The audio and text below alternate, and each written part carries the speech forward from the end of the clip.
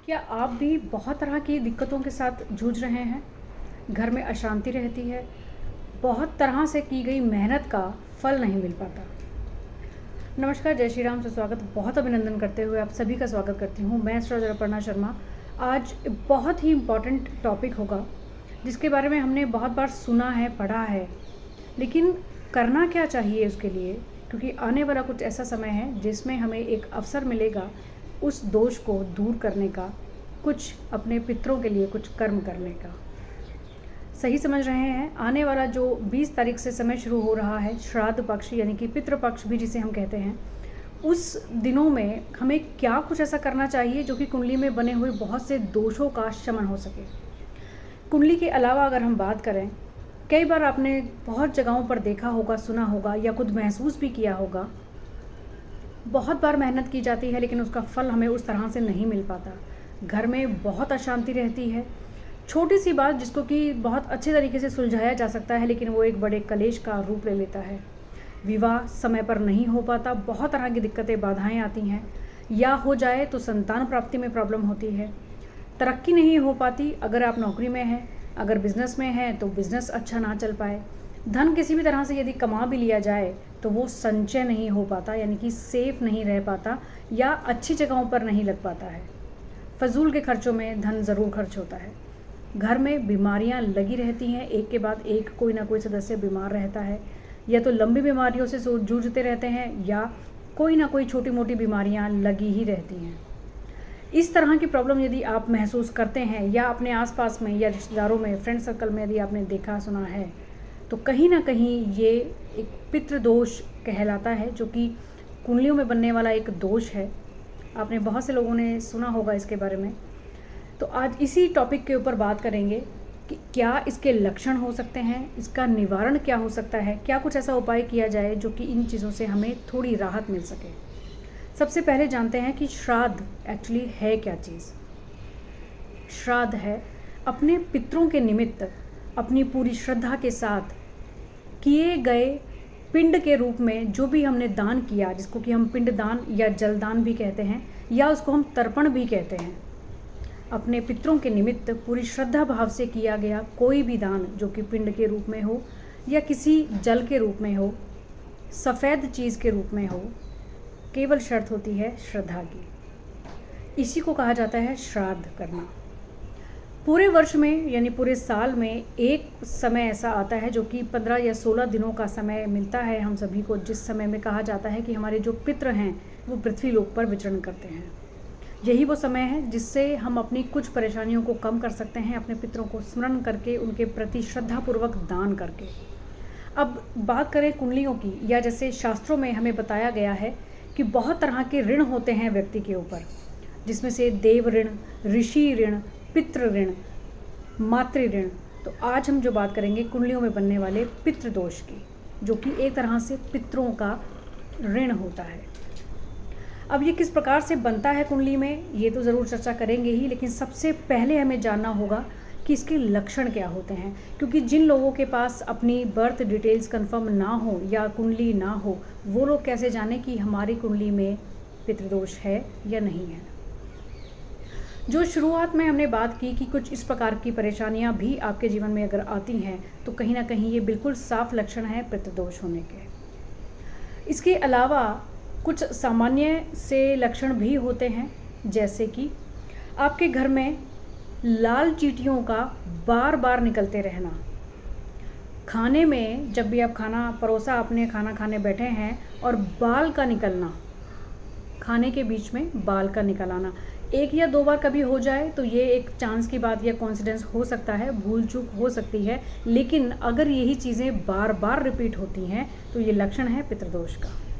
साथ ही साथ में बात करें, आपने बड़े मन से किसी आज स्वादिष्ट भोजन को बनाया और आप बड़े मन से उसको खाना चाहते हैं, लेकिन कुछ ना कुछ ऐसा हो जाए कि जो आप उस खाने को सही समय पर, सही ढंग से अपने मन मुताबिक ना खा पाएँ।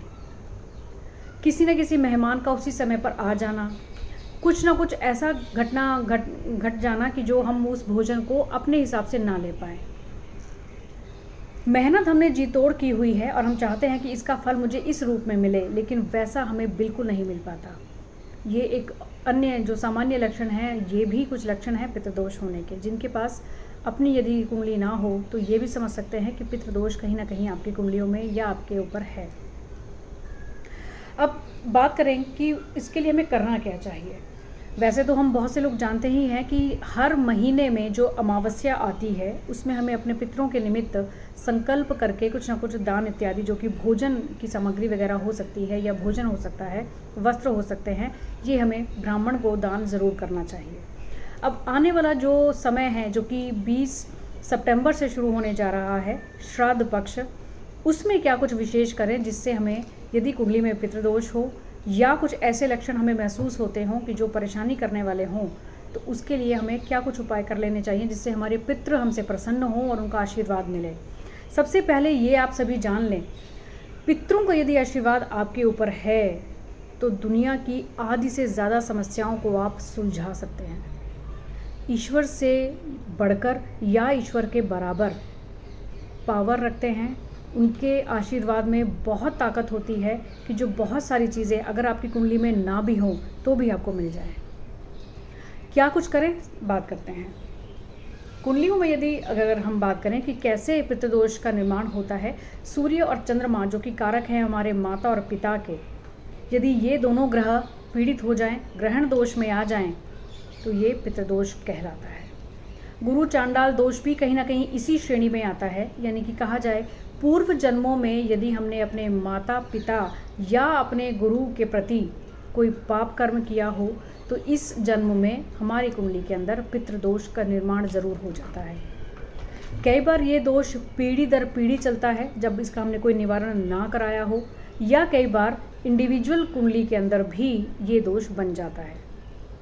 उपाय के बारे में बात करते हैं कि हमें सामान्य तौर पर क्या उपाय कर लेने चाहिए, और ज़रूर अगले वीडियो में बात करेंगे कि कुछ विशेष उपाय क्या करने होंगे, क्योंकि आज ही यदि मैं सब कुछ आज डिस्कस करेंगे हम लोग तो लंबा हो जाएगा बहुत वीडियो।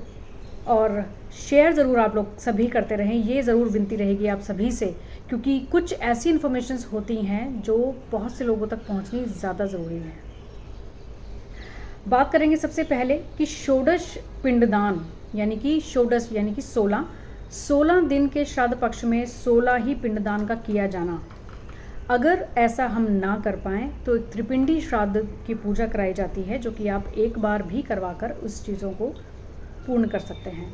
यहाँ पर बात करेंगे सर्प पूजा की, यानी कि कहीं ना कहीं जो पितृदोष है वो राहु ग्रह से बनता है, और इसी निमित्त हम यदि सर्प की पूजा करें, नाग देवता की पूजा करें तो भी इसमें शांति प्राप्त होती है। गौदान, गौ यानी कि गाय का दान करना, या उसके निमित्त उसके बदले में हम कुछ दक्षिणा भी दान कर सकते हैं, संकल्प करके कि मैं ये गौदान के रूप में दक्षिणा जो है वो ब्राह्मण को दान कर रहा हूँ। यहाँ पर कुछ चीज़ें विशेष हैं जिनका ध्यान रखना ज़रूरी होगा कि पितरों के निमित्त यदि हम कुछ भी दान कर रहे हैं तो यहाँ पर ब्राह्मण को दान करना आवश्यक है। गौदान कर रहे हैं, भोजन दान कर रहे हैं तो ब्राह्मण को ही जाना चाहिए। वो चाहे मेल फीमेल ज़रूर हो सकती हैं, लेकिन जाति के हिसाब से वो ब्राह्मण का होना ज़रूरी है। इसका भी एक रीज़न है क्योंकि ब्राह्मण में देवी देवताओं का वास होता है, या गाय के अंदर भी सभी देवी देवताओं का वास माना जाता है। यदि हमें ब्राह्मण ना मिल पाए तो हम गाय को भी खिला सकते हैं। आगे और बात करेंगे कौन से और उपाय हैं।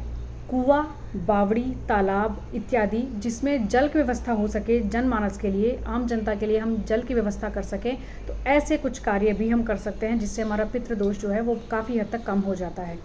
यहाँ पर भी एक बात ध्यान रखनी होगी कि ये जो हमने बात की कि तालाब, नदी, बावड़ी इत्यादि का जो निर्माण या प्याऊ जो लगवाते हैं लोग, जिन लोगों की कुंडली में यदि चंद्रमा की स्थिति ठीक ना हो तो उनको ये काम नहीं करना चाहिए।